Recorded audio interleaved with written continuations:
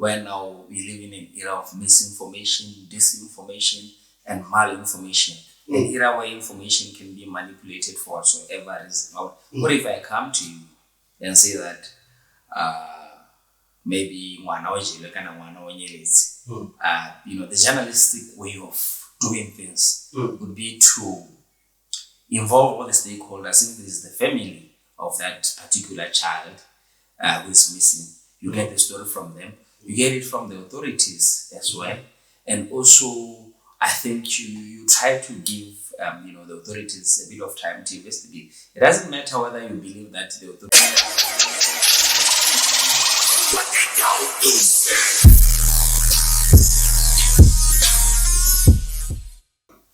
Kabo Ramasia, welcome to the 20th podcast, comrade. Compliments of the new year. Yes. And let me take this time to say, whoever is watching us at home. Yeah. Okay, yeah, fantastic. We've been trying to have this conversation for a long time. Like last time we had it, but the footage didn't come out looking proper. And we chilled for a long time, for like 6 months. Yeah. And now we're doing it again. Let's hope it comes out properly. Yeah. And don't put us into trouble.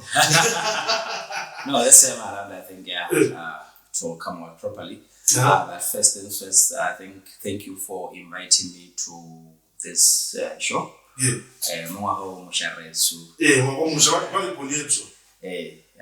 So I think it's going to be quite a busy year for some of us. Yes. And also I think on your end, Mr. It will also be a successful year. No, not much mind. Yeah. That's not mine. Yes. So people always see you commenting on international TV stations, asking themselves, who is this guy? How does he get there? Who are you? Who are you? Okay. My name is Kabo Ramasia. I'm trained journalist.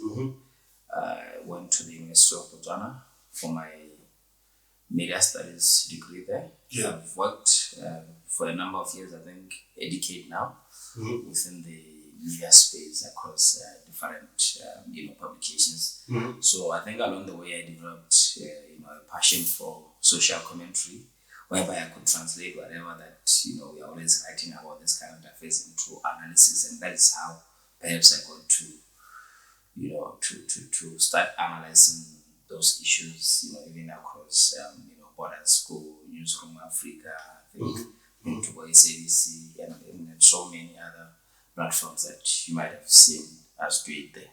So you're an international journalist? I am, yes. I am an international journalist because I think apart from, writing articles, which I do, which is my first love, print media is my first love, but apart from it, I've also commented across various, international media platforms, go, Uganda, I think go Namibia, the Namibian Sun, and mainly go South Africa. So I think I would say that I've built a profile where I could regard myself as an international journalist, because I also now contribute for one of the German-based publication called Africa Suit, which focuses on African issues, but is based in Germany. Okay, so how do you find yourself in such a space of being an analyst on international TV stations and publications?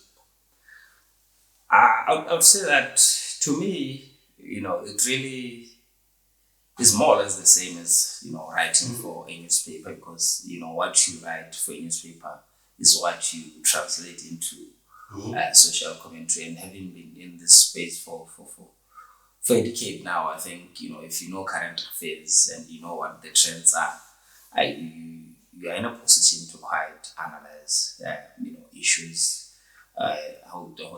whatever that is happening internationally with Trump and Venezuela, with Iran, and with the Ugandan elections, and so forth and so on. You're able to wrap your brain around it, then come up with something, and also do a bit of research so that you are able to speak to the facts as they do. But I think I would like to make a disclaimer that I'm not a political analyst. I'm not a political scientist. I didn't study politics. I just do social commentary by virtue of playing within the current affairs space. Yeah. Okay, so let's bring it back home now. Last year, you had a fight with one of these social media journalists, citizen journalists, Yes, sir. you guys had a verbal fight at a radio station whereby you were telling him that he's misleading people through his citizen. It's called citizen journalism, right? Yes. Yeah. So, what's your take on citizen journalism versus like professional journalism, the one that me and you like practice? I think first and foremost, I don't know why you are reminding me of that incident. I think we had been invited for an interview by one of the radio stations. I think interview was in 2 parts. The first one we did, I listened over the phone. The second one, that is when now we went to the studio. I think he came through as well. And I would say that it wasn't really that much of a fight. I think it was just a contestation of ideas, which unfortunately he failed to interpret well. So I don't want to come here and seem as if maybe I'm attacking him, I'm revisiting it. But I think what I was trying to impress upon him was that there's a certain way in which in journalism you do things. Because I think with citizen journalists and this issue of information disorders, where now we live in an era of misinformation, disinformation, and malinformation. An era where information can be manipulated for whatsoever reason. What if I come to you and say that maybe the journalistic way of doing things would be to involve all the stakeholders. If this is the family of that particular child who is missing, you get the story from them. You get it from the authorities as well. And also, I think you try to give the authorities a bit of time to investigate. It doesn't matter whether you believe that the authorities are not telling the truth or not, because what you bring is neither the gospel truth in any case. So you have to allow for the law to take its course. Then maybe if it fails as well, now you can come in with community journalism, because it's not like it's a new thing. It's something that has always been there.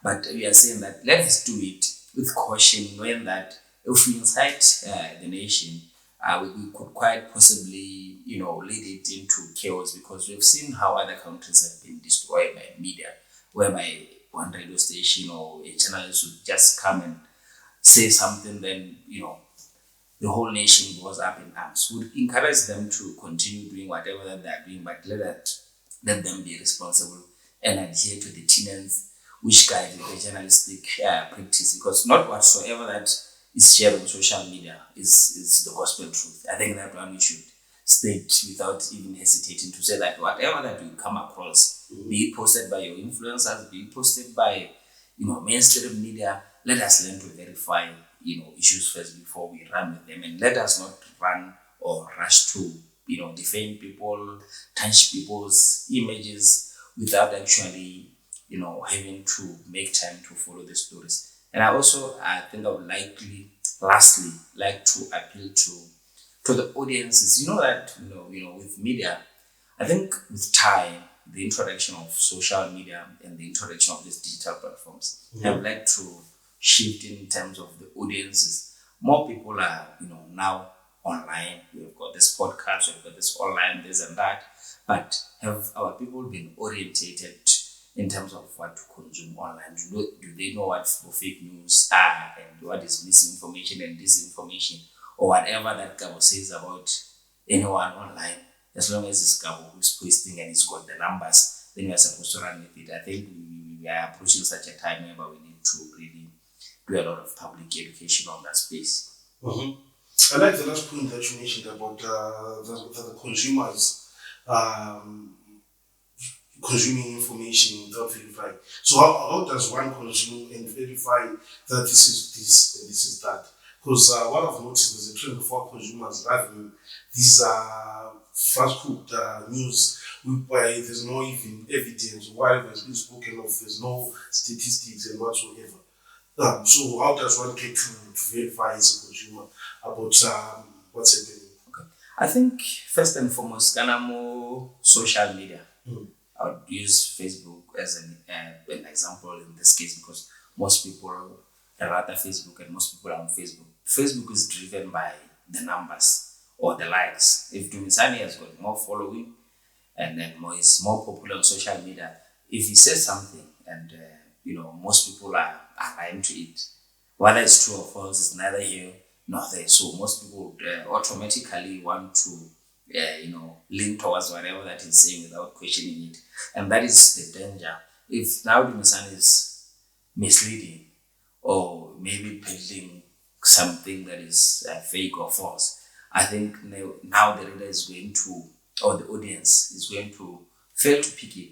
So it's simple. If you want to understand whether something is true or not, which is being peddled on social media, compare it with mainstream media.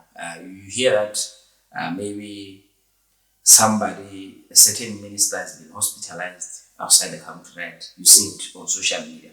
But how many of the mainstream media houses have actually broken that story or written about it? Have you seen it? Mogo Mehi, did Botswana Standard publish it? Or Patriot, or did you hear in major radio stations that are there, say, well, they're private and public? Then if not, you should question yourself, well, why is this thing only circulating online? Because you hear that things will be circulating on Facebook, and then it is sometimes it's a voice note that is trending. They share on the WhatsApp group, but at the end of the day, we realize that that is something that was not factual in the first place. I think consumers need to be aware of such things, and also people they've got the numbers.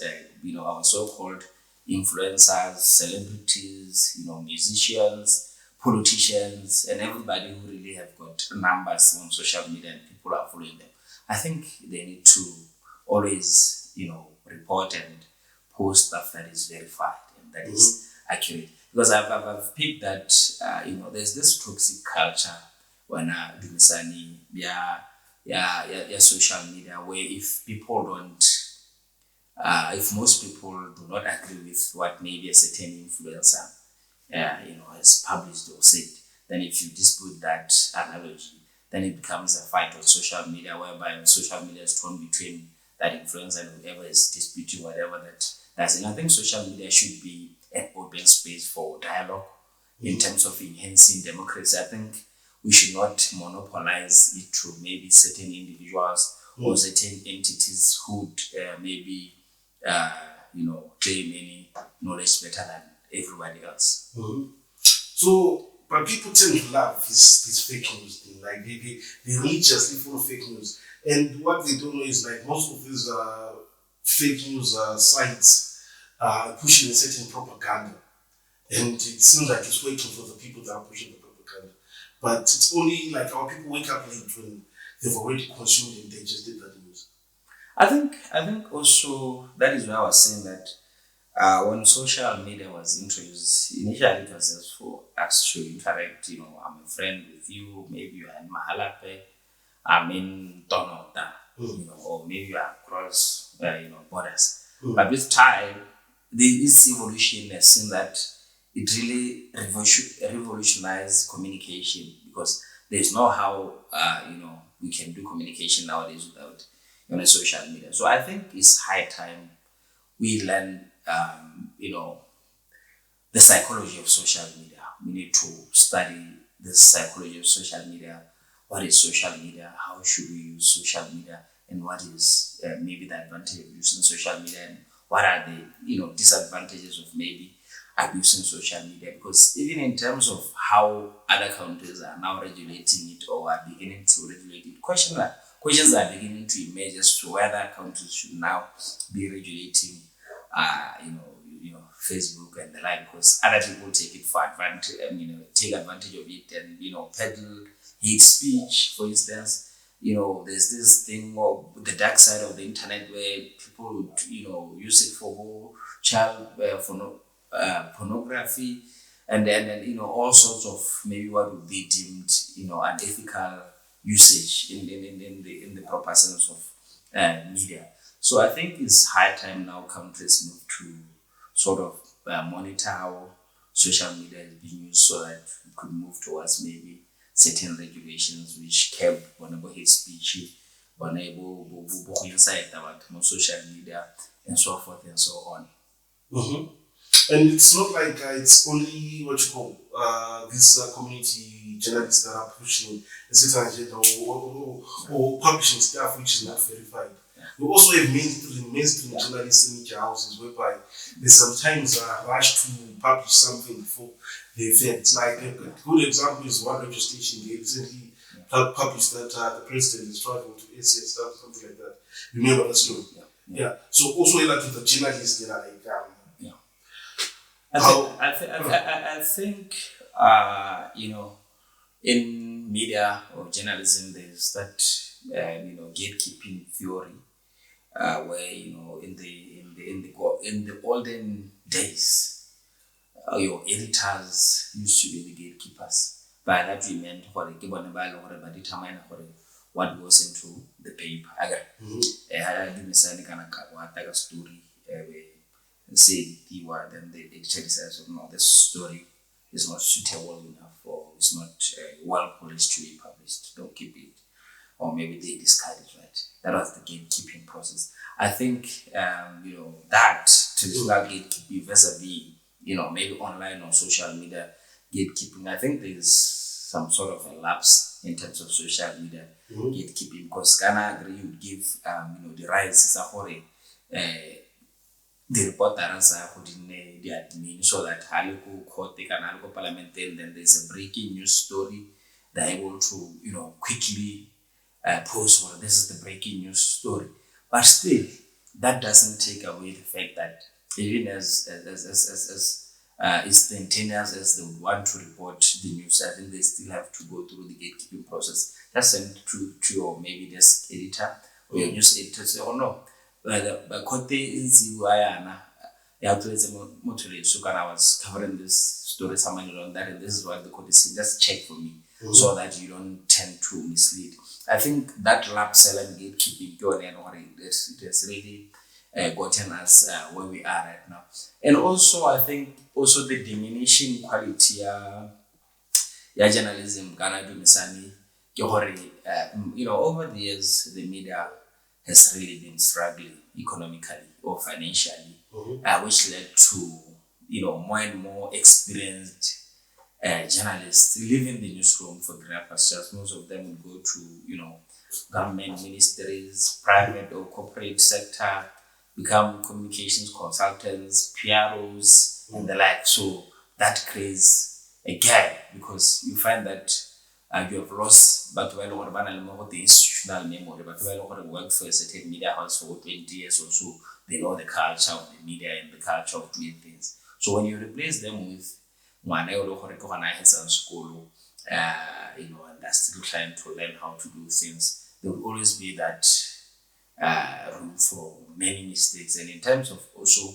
mentoring or mentorship, I don't think as an industry we are really doing well in terms of by they're seasoned or they're more experienced, picking on the young ones who are coming and say, well, let me just groom you for the future. Vis-a-vis maybe how some of us might have benefited from that, grooming, because we grew up under, but we found them in this room, even though we fought with them a lot, but those were seasoned mentors who guided us through and through. We found the likes of Botswana to, they could sit with you and say, this is the proper way of approaching a story. So if you could see that now, being the culture, I think we would really improve. So in other ways, you're saying that the profession of journalism doesn't reward the journalist, is they are supposed to be rewarded. Hence why the quality keeps on dropping and seasoned journalists have closed flows to different professions. I think that is the sad and honest truth, Dumisani. Perhaps maybe back in the days, during its heyday, there were a few media houses which could attract maybe reporters from government. A certain media house. That was back then. But with time, we've seen how the media industry has sort of, collapsed. And that is not only a Botswana thing. I think it's a trend that has been seen internationally, where the media business has been declining owing to various other challenges like shift their readership to go online, advertising revenues they are declining because some advertisers prefer using online platforms, digital marketing, and also the issue here about COVID-19 and the economy. Most media houses in dinner are selling then competition area and this podcasts, digital or online radio stations, online TV stations. So whatever that is there, that is to be salvaged as a business or as profits is split between mainstream media and this digital platforms, which are also part of the business. And by the way, it is not wrong, and it is not wrong that we are witnessing this digital evolution or revolution in media because it is the world over. And US podcast in the early 2000s. I had embraced because I can remember they're always ahead of us in terms of technology and everything. It is not a bad thing, but that thing has really killed like your traditional media as you know it. And sadly, it really has caused the business because most people now have lost jobs.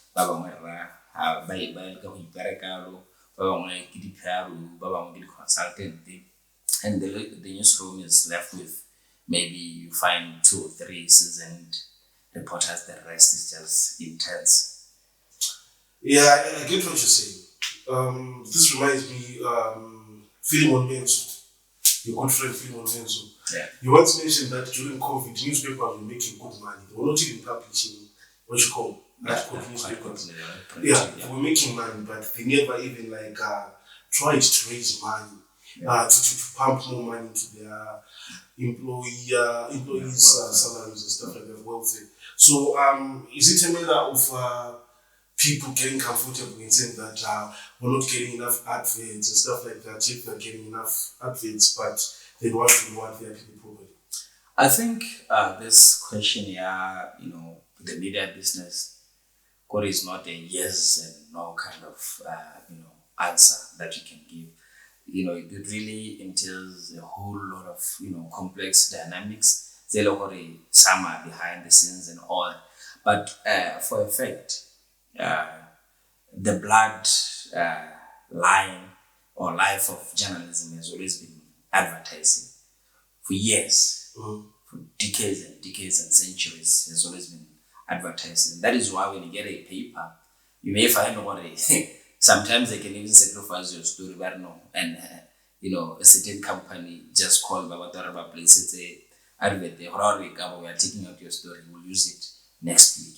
That's if your story will still be relevant. Yeah, that is if your story will still be relevant by then. So that is how media houses have always sustained themselves. So now the question of that traditional model being challenged calls for the media now to be sort of innovative in terms of how it really goes about its business. And gonna change change is a process that is gradual. It's not something that happens suddenly. The media house they introduced the paywall, of which many have introduced them for years. Look at media houses like Both the Voice and Boom Mehi. I think they've got those paywalls where when you click on a link on social media, it takes you to the website, but you have to pay or to subscribe for you to be able to access that copy. But how many of us as Botswana are willing to subscribe to an online publication such that we can do? You see now it goes back to an issue of culture. I can't be paying online. But in a family of 5, Kabo goes to the shop, buys a newspaper, has you see, from there, we can learn about 5,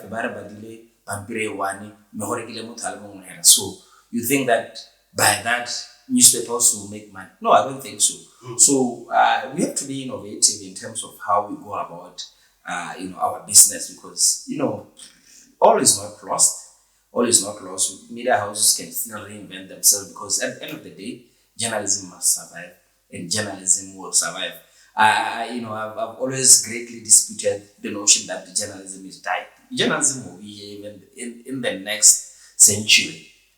In the next million years, journalism will still be surviving, but maybe it will not be existing in the form and nature in which it is right now. So going back to the issue of welfare, I think generally in Botswana, I think given the background that I've just shared with you, the economy, the media, the welfare issue is quite, a sad one for our comrades, myself included, having been part of, that, family for years now. I think maybe the collapse of the union as well, Ghana is one maybe which might have led to maybe issue study journalists decide because Ghana the journalists are very important more in society. When you are told that there's a strike, company X has not paid its employees, you know what, the journalists are the first to arrive at that scene. Get cameras that are not pairs start wanting to hold those particular people to account for why let's add 3 months particularly security companies are notorious for that. You see front pages, online stories, but when it is the journalists themselves who can go maybe for the longest time without having been paid, but can they actually say that this is now the opportune time to really stand for myself and ask what is happening? Because I think we fear being victimized. We fear being victimized for I think the most abused people by freelancer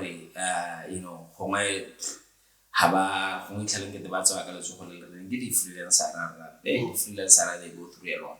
And imagine they've got bills to pay, they've got kids, they have to pay their school fees, some to transport and the like, but you still come to work. Me, how rate is our taxi, rate is compared to international media. International media for correspondence, it pays well, and you may find that, but they've been engaged as international correspondence. I don't need to maybe be freelance locally because they're making good money out there, when opportunities are. So I think it's something that is a difficult debate that we must have as media houses. In terms of our welfare, can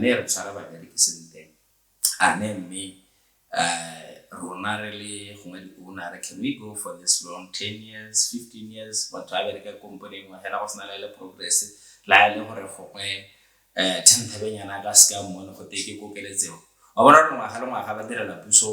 through the unions. They go up in arms, 4%, because the cost of living, your need doesn't stay in one place. Your inflation, vis-a-vis maybe, for argument's sake, maybe if you are giving me 200 pula, for argument's sake, and I've been earning that 200 since 2010, and it's 2026 and I'm still earning that 200. It's my take home. So I think we need to have that honest discussion with the media houses and other stakeholders involved, even government itself, because maybe there must be a way in which the media houses can be assisted. I've always debated or raised this issue. Isn't it time that now the media government should fund journalism as a public good? And those who were, maybe refuting what I was saying were saying, no, we are opening the media up for capture. What if you are saying that politicians should fund the media? Then as well will the media be able to now hold the government to account? Then I gave an instance, Ghana media is fundamental to a democracy. Because political party funding. So if you are saying that if government of the day now being UDC, starts political party funding, BMD, BCP, and all these other political parties still in opposition, are they not going to hold it to account because the money is coming from them, being the government in power, being the party in power? No, there are certain mechanisms that are there, and other countries, they have tried that model. They've done it. We could benchmark, on international best practices, case studies are there to see how other countries have navigated without really compromising the integrity and independence of the media, because it's really bad out there. Now I get you. So I'm saying I agree with you and disagree with you on certain things. So you're saying that the media should be funded by a government. Yeah. Like it poses a very huge risk. Yeah. A very huge risk of capturing, like you're saying, biasness and stuff like that. Because it's actually not advisable when it comes to media ethics for a government to fund like a private media house. That's why you see like certain countries, their own media houses whereby they push their own agenda, like they fund the specific media houses, but not for a government to walk out of its way to go to a private media house and then they start funding them. How is that media house expected to report during elections, or when the leaders of that certain political party or government is involved in scandals? Okay, what I mean. Right. No, I think you are raising very valid point, and I would like to clarify this point before maybe I get misinterpreted. I think this is the position that I've been holding for some time now. I think for almost 3 years now, to say journalism should be funded as a public good. You know that when you pursue a story or you set out to do an investigation or whatsoever, you say that it is in the public interest, right? Mm-hmm. When government allocates budgets, budget speech are rahula ditsela ko molepolole ra ga sekolo ko Shashe ra ga sepatela ko Shakawe, that is publicly funded. Wow. Mm-hmm. So I think this argument that I'm raising is not something that is new. It's something that has always existed, and there are case studies where it has really happened elsewhere. But to avoid what you are saying, whereby you are saying that government should give maybe media houses funds independently, media house Y or Z, to say no, here's your fund. No, I think that is where now we perhaps could be missing the point. The point that I was trying to put across is that if you do not fund journalism as a public good, then it collapses in society. Then it cannot be a full democracy without the media, because who's going to hold power to account? Because at the end of the day, we are saying that we need media, but the reality on the ground is that the media is collapsing. The media must deploy its resources to go to a press conference where the president is addressing issues of national interest, but at the same time, that month end you expect that the media must be paying salaries, right? So you look at that operational budget, their media vis-a-vis the business that is coming in, vis-a-vis maybe the competition that is going in, digitally and all that. And we are saying that if government can intervene to say that the agricultural sector is collapsing, and then they create the SIDA or NDB, for instance, as a bank that finances farmers, why not then inject a policy intervention? Because media at the end of the day, don't forget that it's an economy that has to survive, because you have got employees who pay tax to the same government. You have got, you pay money to printers. Those printers, they pay tax to the same government. It's not like the media exists alone in a vacuum there. Everybody expects that journalists should perform wonders, but journalists cannot perform wonders when they are without any money, because you realize for even investigative journalism the world over, it has gone down because journalism is in a crisis. You know that if you want to pursue maybe these investigative stories, usually you get to apply for these grants and all that by these NGOs and these other organizations who have the best interest of journalism at heart, because they know that media houses cannot afford to say, oh, no, okay, go to Maung or go to Kasane and pursue this story, be there for 2-3 months, because it takes a lot of time and resources. So what you are saying is, when public funds are allocated to journalism, and there's an independent body that oversees, a body in the nature of Misa, and I know the funds, there's a media fund in the first place that has to be created,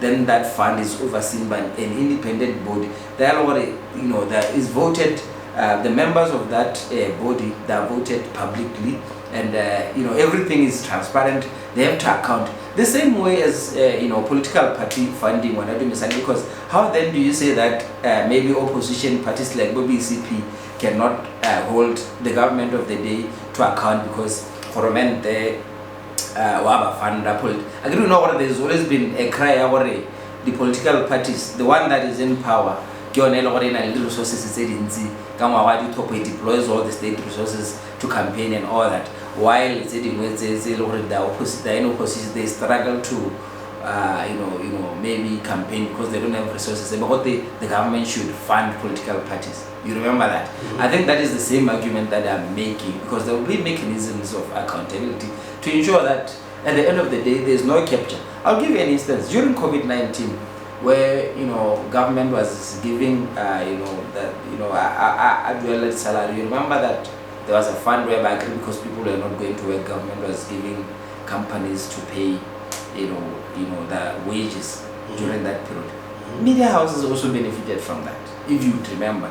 But I don't remember at any point because wage subsidy. There was a wage subsidy during the COVID-19 period, which most big companies were benefiting from, even the media houses. But was there ever a point whereby we had that because media house X benefited from that subsidy, it never really started writing about government after receiving that subsidy? You get, so those kind of subsidies, the tax break, what most of our media houses is in the public domain. There's we have discussed in various media platforms for it, Dikolota, Leket and all that. But you already see that they are struggling. If government can waive that tax, incentivize whenever printing, and make sure print to a daily news, or this government is outsourced to the private media, so that they can get to benefit from all that. I think that is what we are saying, so that the media business can be resuscitated. Because we can't say media capture is going to occur because government is funding journalism as a public good, not as a private entity, as a public good.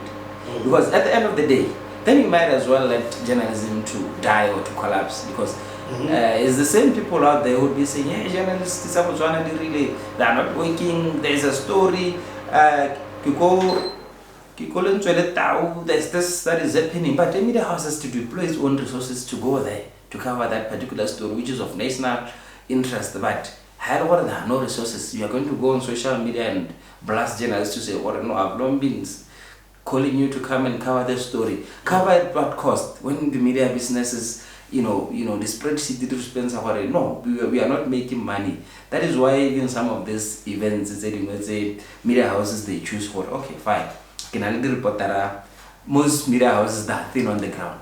But if I have 5 reporters, for instance, if I deploy to maybe do events, maybe 2, they are a business, 3, it is stories, I can get a front page, I can be able to sell and keep the business going. So it's really troubling, and these are really challenging times for the media, my brother. So now I'm still not agreeing with you, but what I would rather say is instead of media houses being funded by the government, like you did give an example of political parties being funded, but it's a different game now, it's a different language. When you're now like funding the media. If I'm a rich corrupt businessman, if I'm to give like all the media houses money, like my faith media, all of them, I'll never be exposed. I'll die happy because no one will expose me. Because it's like just sealing sellotape on your mouth, and I'll tell you that just keep quiet. So I'm not saying that anyone is corrupt, the government is not corrupt, the media is not corrupt, but it's something that I wouldn't like advise. But rather, let's say the government and let's edge the government, the private and public sector rather, to place more adverts in the media, so that like the media can make enough money for themselves. I think there, that is where now we are missing the point, because Ghana, if you look at this model on our advertising, this is a model that has been there for centuries. But it's a model that is under siege right now. It's being challenged by this fourth industrial revolution that we are talking about. People, they are already moving away from this hard copy, this printed publication. How many newspapers can we count? They used to print, but nowadays they are no longer printing. Look at the Botswana Gazette. It used to be one of the biggest in the country. It used to have the Telegraph. It used to have Global Post. All of which are digital publications right now. So the argument here is not whether government will capture the media, because at the end of the day, this media houses or the media industry contributes to the government, revenue by virtue of them paying taxes. If media house X employs 15 employees, who detect to a pay, how much does BES earn from that? You see what the media business as well is contributing indirectly to the economy. But we are not saying that when journalism is funded as a public good, it can be, opening a can of worms. Maybe it opens up avenues for abuse of media and all that, because there are modalities which we could work on, really our environment that we work in.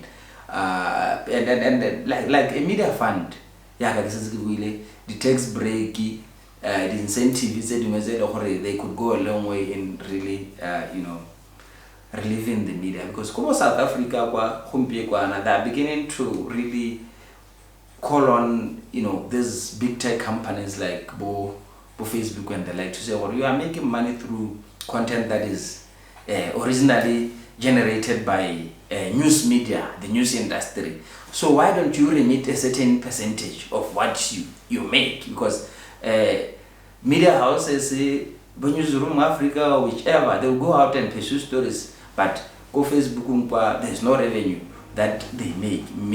Because of that viewership and all that. So I think that is where now, apart from what I'm saying, that is the conversation that we should be having with our regulators to say, how far can we engage these big tech companies? But most of them, they are low unto themselves. There are these big giants, a small country like Botswana. Maybe you may find what a revenue of Facebook annually maybe is 2-3 times your annual budget. So it's not easy to really get them to do that. There's been this talk the digital tax, where the likes of your Google and the like, whatever tax, so that we can get something from them. So those are other modalities in which we could harness, because big tech is not here to play, and big tech is up against mainstream media, and the rise of digital online platforms. They are here to stay. At least if the internet will be with us for some time. I think media houses, this mainstream media houses must brace themselves for all this. No, now we must move towards being innovative, not be stuck in this thing where government should advertise. How long have we had this thing about advertising ban? Or even about early 2000, there was this advertising ban, it was imposed by government on certain private media houses. Doesn't that amount to censoring them? Now, before we can even talk about journalism being a public good, that has always been amounting to censorship. So, assuming that Horomente contributes to income and media through advertising, parastatal, department, and this regulatory bodies. Now, will the same media house now still be able to hold the government to account. If Parastatal X, for instance, is our main advertiser, and there's a scandal that rocks Parastatal X, as a media house, are we able to hold that Parastatal X to account? I feel biting the hand that feeds us. I feel like you're saying funding, I can know what funding. Yes. If Parastatal X is now corrupt, if now you are funding me, like I think it will be difficult for my people to even write about it. If Parastatal X is funding, is supporting the media house with advertising, then there is a scandal that rocks Parastatal X. Will the journalists from my media house be able to hold Parastatal X to account? No, that one is possible.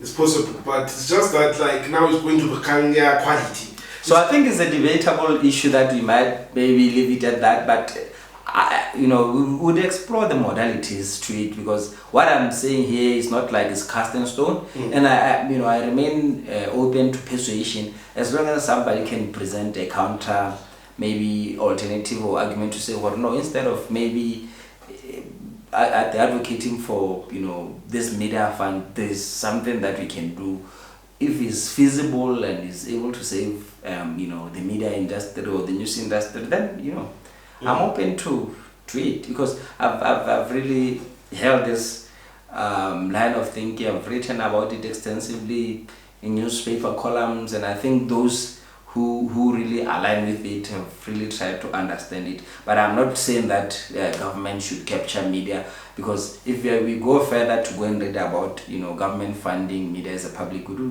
realize for the case studies elsewhere where public funds are used to fund media, yet the mechanism that holds. What's the difference between what you're saying and brown envelope journalism? No, there's a huge difference between what I'm saying and brown envelope journalism, because like I was saying, journalism is an industry or is a sector of the economy which contributes. One, it contributes by exposing corruption and holding power to account as a fourth estate. Secondly, it contributes revenue to the economy. It creates jobs, and it makes sure that the rest of the community or the nation is entertained, informed, and educated. And you cannot do that with a broke pocket. You can't do that with a broke pocket. You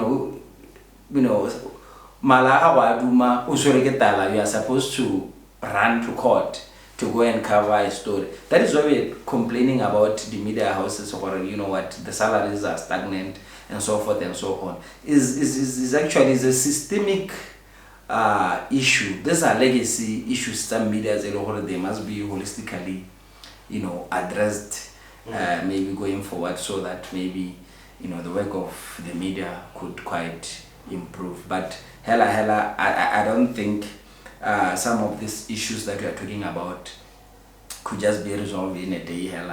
No, I have got the solutions, because it entails engaging with journalists themselves, engaging with stakeholders like your media owners or publishers, nowadays online publishers, entities like BOMMISA, which preside over book press freedom and free speech, entities like your editors forum. And it's good that the government of the day has, when it came into power, they were quick to consult with the journalists. They held a media episode.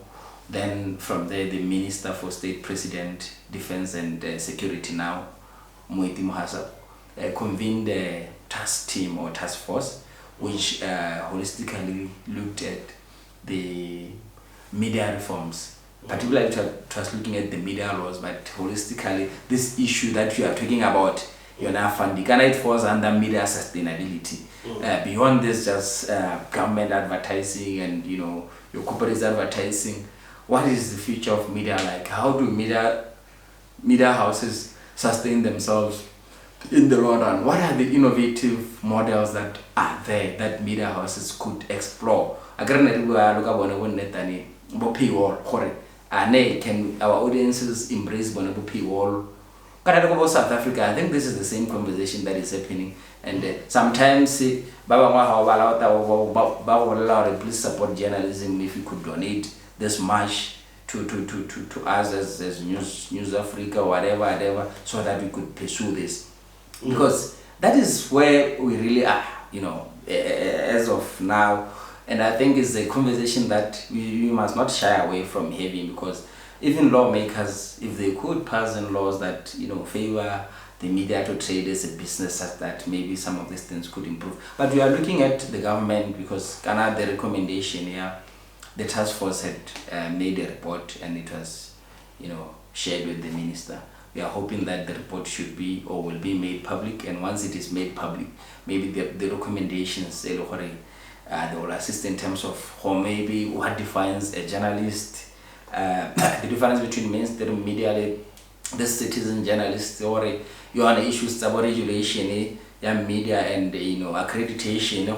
I think maybe that is where now we'll be able to distinguish between Facebook, and a proper journalists, because Ghana, everybody goes on social media, they write whatever that they want, but the criticism goes back to mainstream journalists. So issues of accreditation, regulation, sustainability, laws that hamper media, like Bonobo Sedition, all these acts, so national security acts, they'll be reviewed, and I think eventually the nation must have a conversation about media, because at the end of the day, there's no how it can be a democracy without media. If you take out the media from the equation, it will just be politics. Politicians. So no, Kabo, so this issue of the media, of journalists being underpaid, it's not only in Botswana. Yeah, it's not only in Botswana, but maybe compared to our counterparts in the region, because I agree sometimes every now and then you get the benefit of traveling maybe to maybe a nearby country. I think in other countries it's not that bad compared to maybe here, because Ghana we find maybe they pay Kabo dollar, compare that, maybe convert that to a local currency, you find something that is much better. But I don't want to impute that journalists are beggars, and also that they are the least paid in Botswana, because I don't have the statistics. Even I don't have a case by case scenario of what each media house is paying, but generally I think that is the consensus. Even though you may find that here and there others are paid well within the newsroom, depending on the roles and all that, but generally that is the argument that has led to most people, I think, leaving the newsroom for greener pastures.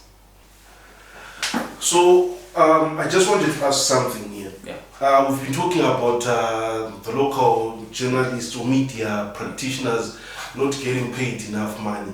Would you say it contributes to one practice in brown envelope journalism, whereby they get to be given money or an incentive by someone so that they push a certain agenda, or they don't write about a certain story, or they promote a product indirectly? We've in the past heard of stories whereby senior journalists are accused of being involved in brown envelope journalism activities. So would you say hunger can push someone to that extent? I think there's phenomenon of brown envelope is not only in Botswana. I think Nigeria, without maybe I think is also familiar there, and in a few countries, or most countries, I haven't really explored much about it in the West, when I mean the Western world. How do journalists get by, and what is the state of it? But locally, like we are saying, where there have been reports of maybe journalists being given brown envelopes for them to carry out certain stories, or for them to kill certain stories, whereby maybe a reporter or editor will say, no, just get this much and please don't publish that. If you publish, then I'm in trouble. I think it's something that has really been happening over time, and without maybe trying to dispute that, it sometimes happens.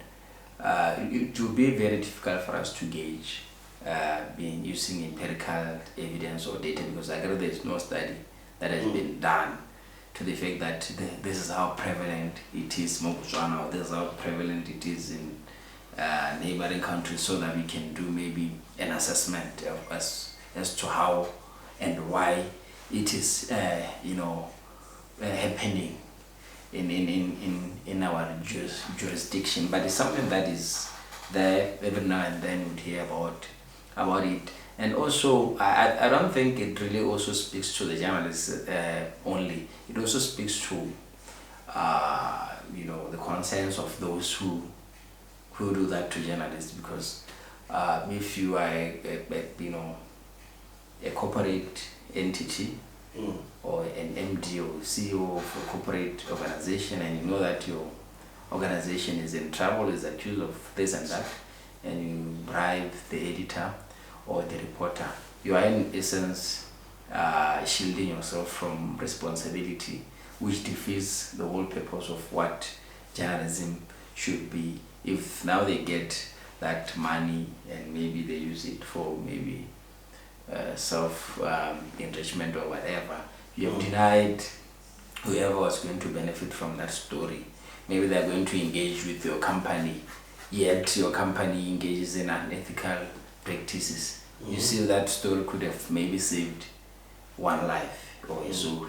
So I think is quite a difficult one to answer, more so that you don't know what happens behind closed doors, and nobody's going to come to you and say, well, now can I met with the CEO of company X and this is how much they gave me, or I met with the minister so they gave me this much for me to kill the inquiry or the story that I was pursuing. So everybody's going to always want to portray themselves as this holier than thou individual that's not benefited from maybe the Browning group, maybe, while we know that they might be living by it, or maybe that they got rich through it. So that is why we need to really hasten to address this issue, welfare. And you could be right that if the welfare question is not attended to, then you may find that maybe in future it could have a link that maybe when there are growing instances, then it could be too late to save the industry. But I would like to caution that these are just things that you say because maybe you had around the corridors what the journalist X received this much, but it's something that I know you cannot come here and accuse journalist X or journalist Y of having benefited, while in actual fact you don't have any evidence to that effect. That is why I'm saying, if maybe we had data that to say that in Botswana this is how prevalent it is, then I'll confidently speak to the facts as they obtain. Yes. You're not giving me an answer that is satisfying, bro.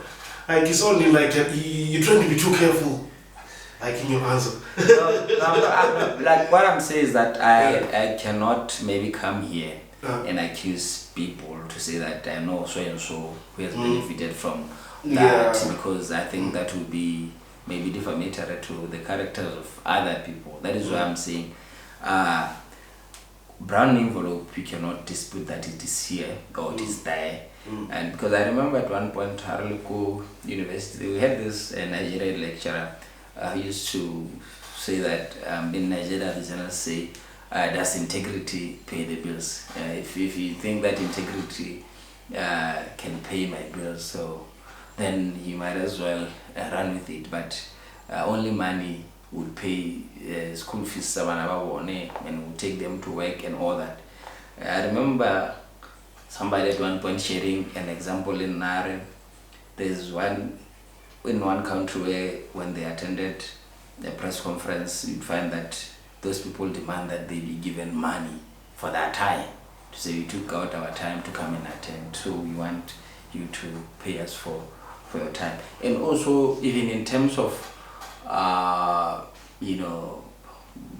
this kind of trainings where journalists will be attended, they're always given this impress and this pedums and all that. So I think the issue of money That is why maybe it is a contended issue even in the Bible. For Madi, Alex Jesu, betray, and also verse for the love of money is the root of all evil. But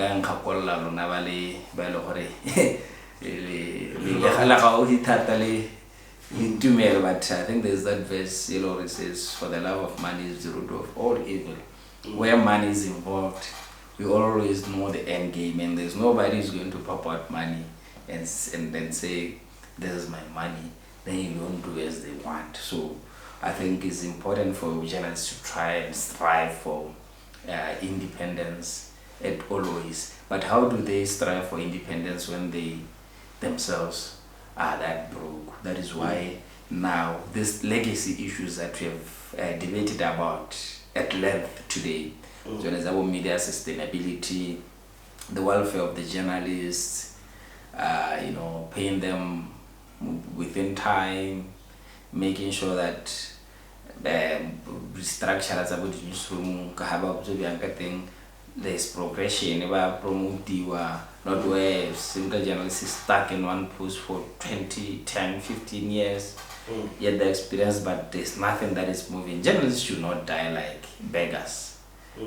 They should not die like beggars because they, dedicate the better part of their life to really chasing after the truth and chasing after what is life changing. Because not everybody can, have that, courage to stand before maybe a president, a minister, or maybe a powerful corporate leader, and hold them to account. You remember the Watergate scandal, which forced the then president of the US, Richard Nixon, to resign.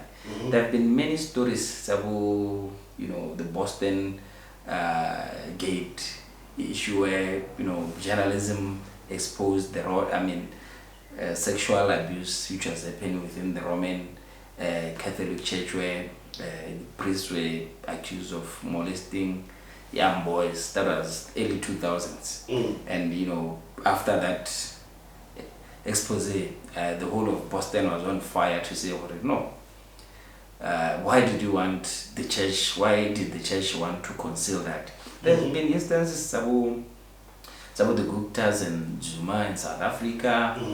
There have been instances in Botswana, Mushu, issues about Kalafatis, the shooting of Kalafatis, extrajudicial killings that happened, the death of Motsoaledi, where the media has always been at the forefront of things, trying to reveal the truth. And also there are many things that the media, there are many reports that the media wrote that when the media went ahead, a decision to do something that affects the public negatively, kana go high the price sa metakase, kana go oketsa metsi, kana go privatize and parastatally.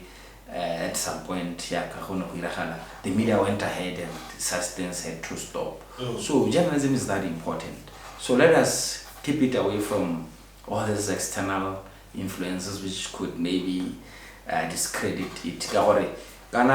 Once people have a low opinion on journalists and journalism, I think that will be the end of society, because there's no how a society can exist without a journalist. They are more like, judges, historians, doctors, and engineers in society, because you need them. Yeah. No, I get you. So I just want us to move on so that we don't dwell much on one topic. So, in your own view, you're saying that journalism is going to last for a century, to never die. The profession will never die, which I'm in agreement with. But in my own view, what I think is that with time, as you can see what's going on now, we're slowly getting more and more of boutique media houses, whereby a journalist moves out of a whole institution to start their own online publication mostly. because they are now more listened to by the audience. They are credible and stuff like that. Rather they move and then start their own social media page, like do interviews and stuff like that. I think with time we're going to see more of those like boutique media houses. The big institutions will still be there, but they'll keep losing talent and quality in terms of talent. I don't know, that's my 2 cents. Yeah, I think you are raising a very fundamental argument, Dumisani, being the creative that you are, Ghana, for you to be able to exist in the next few years. I think as a journalist you should be able to know how to take photos, should be able to know how to craft a caption, you should be able to know how to use your phone to edit a short footage that you took from parliament or you took from a press conference or from court. I think you should be able to do all those basic things. Otherwise, how we want the event thing, the assignment thing. When I report that I take a share pen, then there's a photographer with them. Now, for you to be able to survive as a modern journalist, I think you need to retool ourselves in such that you learn all the soft skills, the art of editing, using. Nowadays, I was told I live on net and the Adobe package in design. The tools are there. You can just utilize them. Just take a footage, just 2 minutes, you are done. Just take a picture in 2 minutes, you are done. Then you flight it online, and that is why you are right to say that maybe at the time journalism will be existing in such a format. That is why I said the notion that journalism is going to die is not true. Maybe it will be existing in a different format from how we see it today, because journalism is part of media, right? Media has always been there. Look at back in the years gone by, or yesteryears, we used to have bo CD. Used to have bo CD, this cassette sell more radio and sabo VCR. So with time, bo VCR, they are no longer there. Those cassettes that are no longer there. Those the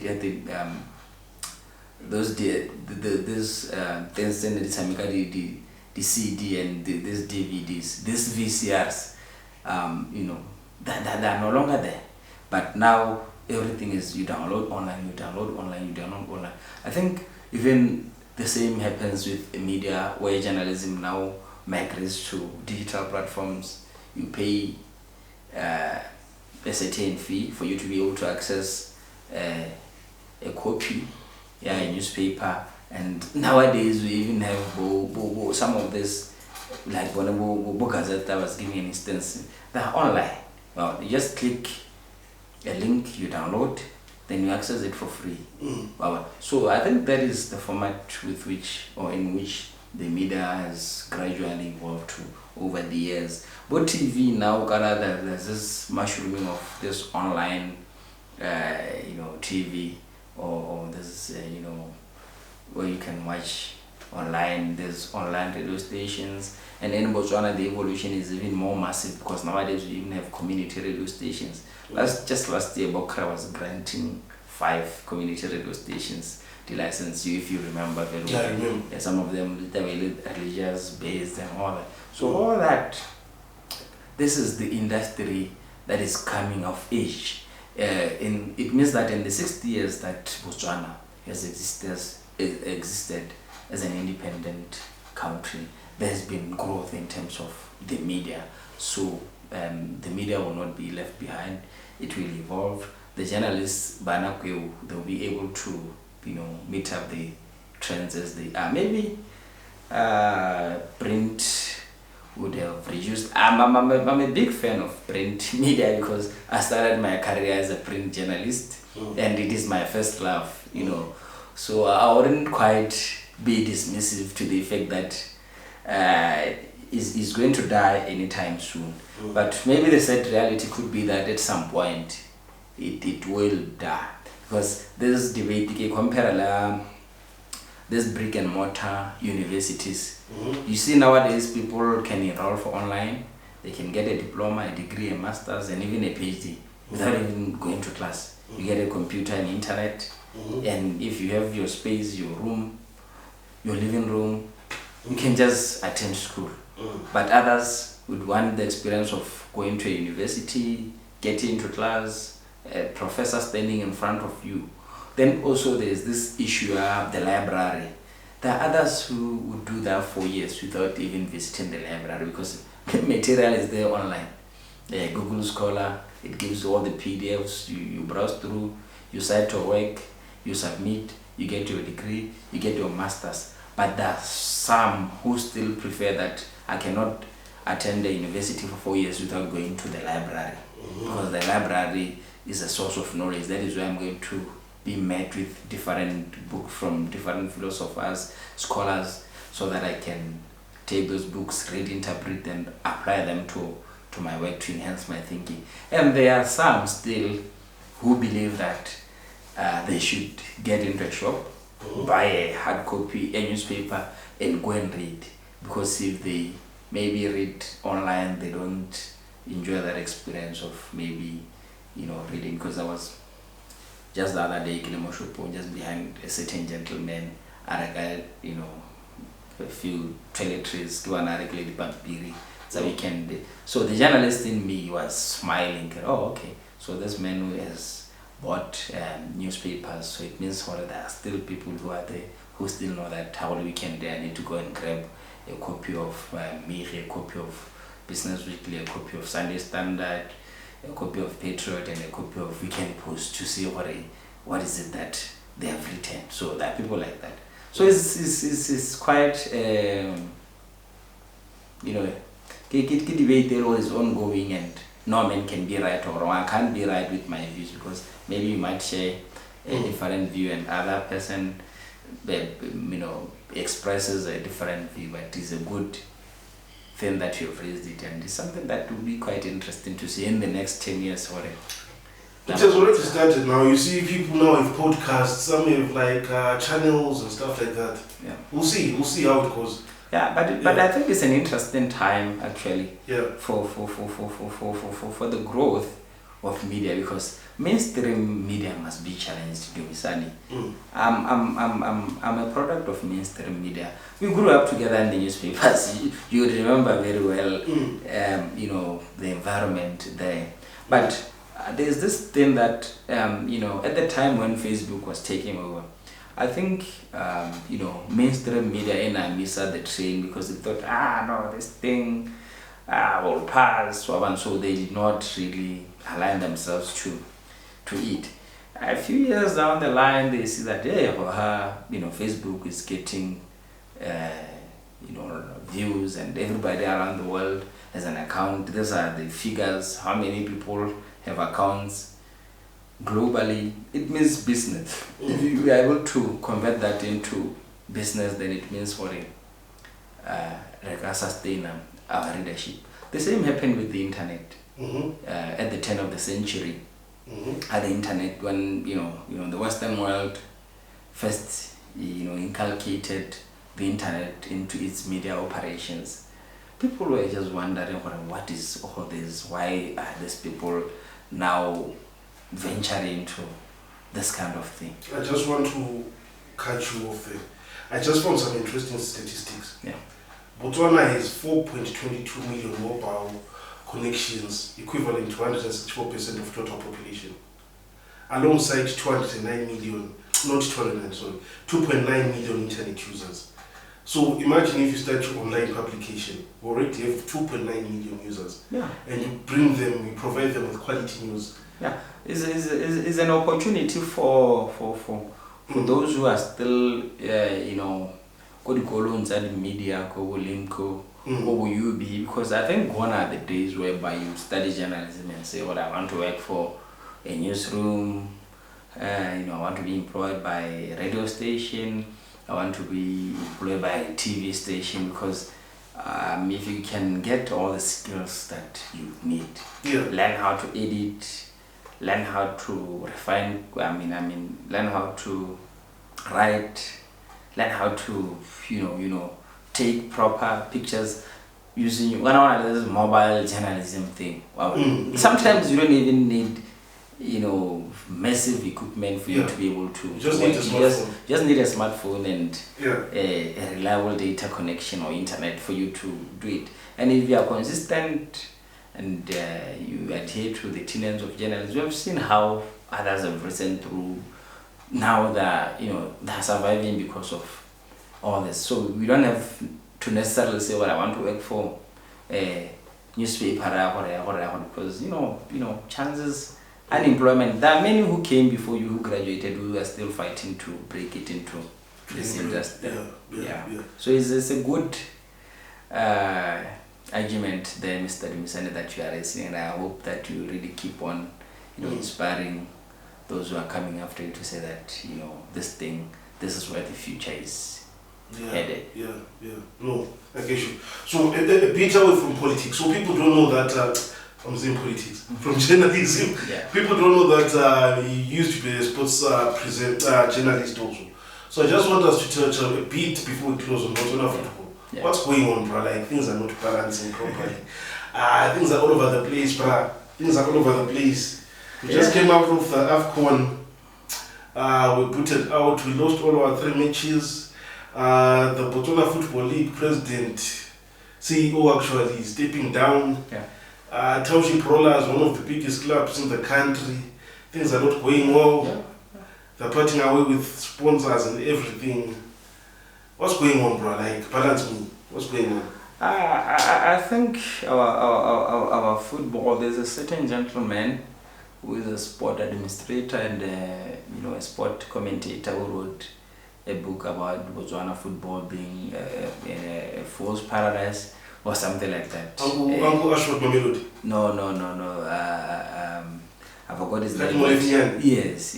So the gentleman, usually I follow him so much on social media. So he's always, when there's an issue, he'll be the quick to comment. I'm always reminded of the headline, but all in all, I think the stunted growth, Botswana football, as we see today, needs political will or political, willingness for it to move from where it is to where we want to be. Because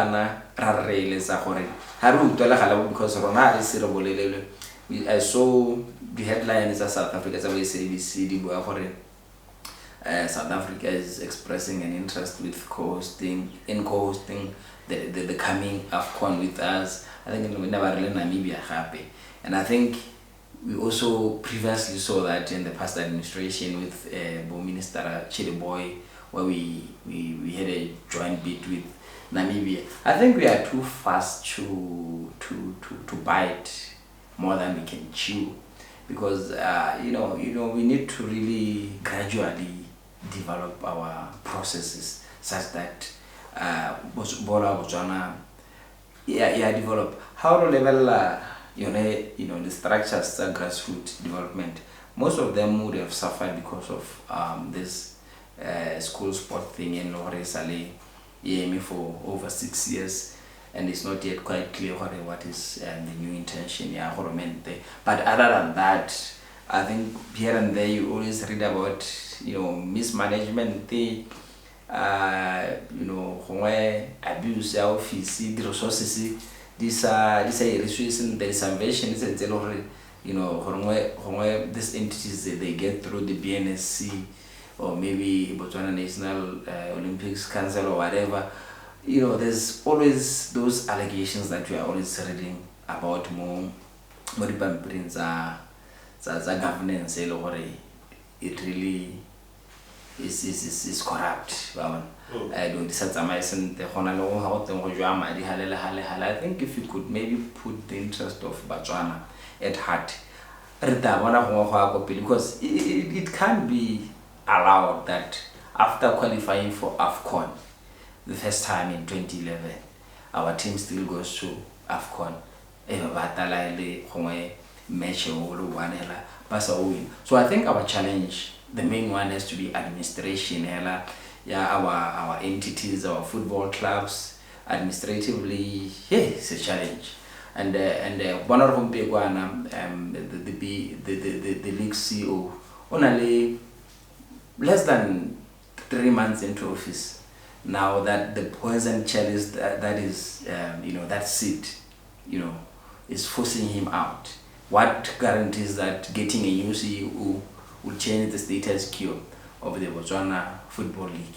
Because if you don't address the challenges as they are, last week they released Mokwalo Ahore, I think 10% of what the club would be making.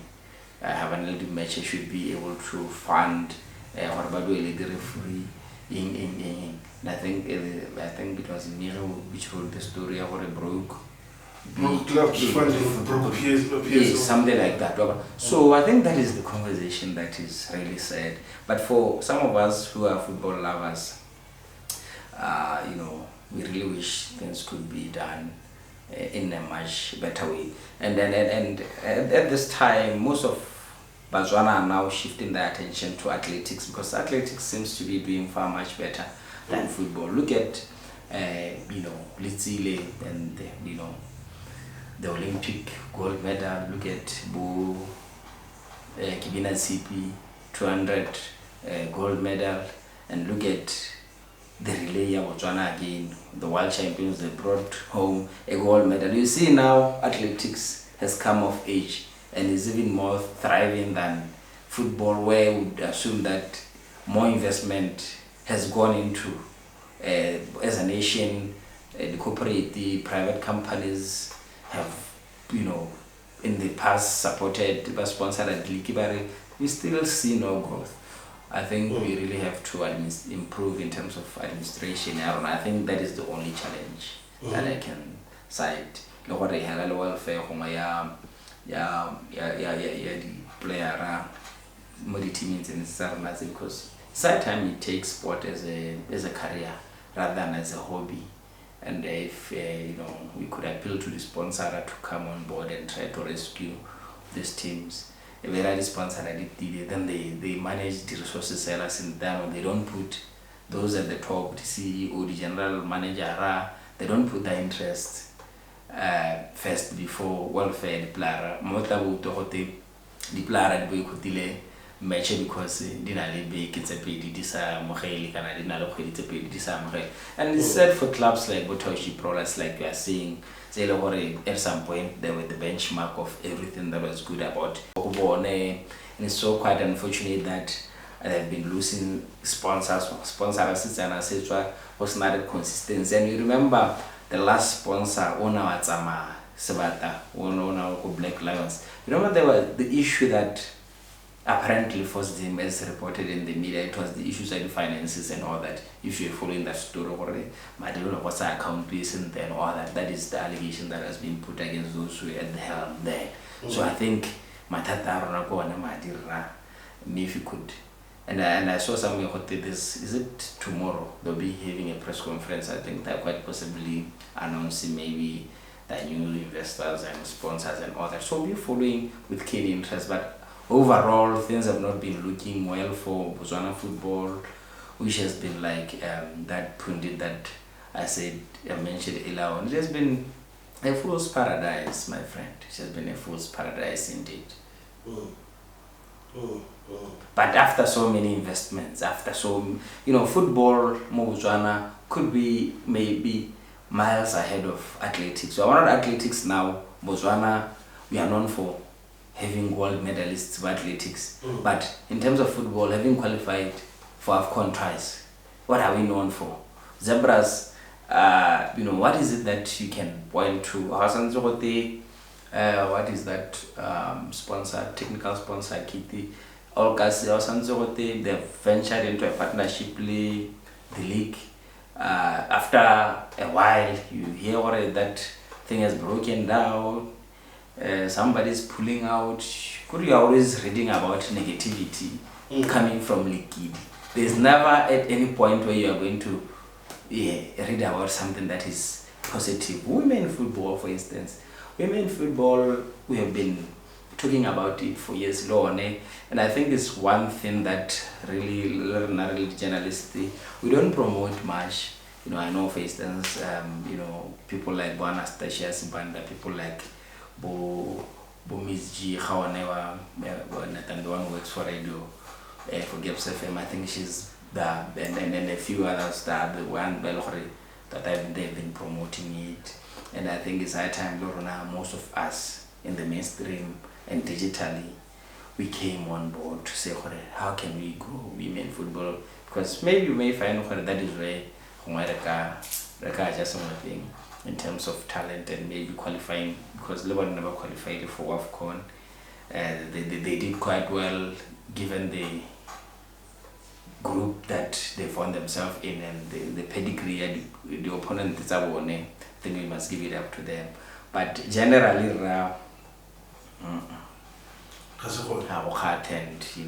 the sponsors would now at one point lose interest because the sponsors are very particular. They want to promote their businesses and get mileage out of it, but if the research isn't there, I think that is why now we would struggle to attract the sponsor, and it's an issue of administration. Let's capacitate our administrators. There's this veteran sport administrator and also athletics coach, and a friend of mine, Rasta Teddy, who is always saying that it's like we undermine the fact that I think also even Professor Sue, dear friend of mine, is always saying that let us not undermine skill and knowledge in sport administration. Because somebody played football or because somebody was there when Kabo FC was founded in 1970, now we think he can be an administrator because he was part of it. No, let's give it to me, who studied sport management, sport science, comes up with creative ideas in terms of how Kabo FC can actually monetize. The fact that Kabo played football in the 1960s does not automatically make him a good administrator. But let's try to, as a sport, let's try to gravitate towards a time where now we think we should be merit based in terms of who we appoint to these positions. And also this thing, maybe people who come from outside the country can be better than us, they can be better administrators than us, yet Boyubi Bomandi trainer is sports expert every year. I think we need to try to holistically look into those things and try to revamp the manner in which we do things so that maybe we could get back on track. Because there's potential in Botswana, there's potential. So, someone was telling me that the quality of our league is the reason why our national team performed the way it performed. Yeah, there could be that correlation. There could be that correlation because, given all these factors that we have been, addressing or speaking to, I think it could be one of the reasons why. But let us not isolate it and make it a scapegoat to say, because our league is not performing, then the national team should not be performing. I think also the players who are given the responsibility to represent the nation must always wear the badge with courage to say that they fight for the badge, come what may. If you are forced to take a tackle, don't think, what if I break my foot? BFA is not going to cover me and my club is going to relegate me to the sidelines for 6 months. Because now,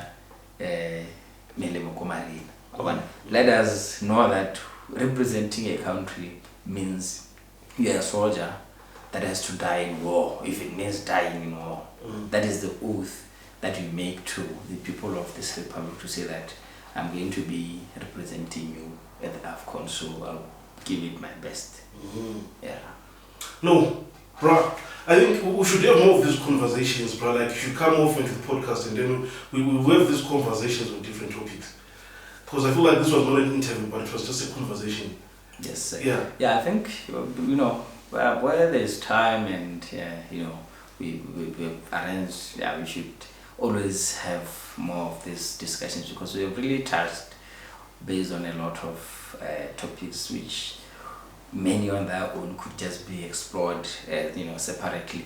But all in all, I thank you for inviting me to the studio, man, and I think it was really fun being here, and as we weigh the feedback. And I would like to conclude on this note that whatever that I said here, I always like giving the disclaimer. It is not cast in stone, and whoever feels the urge to challenge me should do so, but do so respectively, knowing that we will not always agree on certain things. I think I'll leave it at that. No, thank you so much, Mr. Ramasia. I'll see you on the flip side. Thank you, sir. Cheers.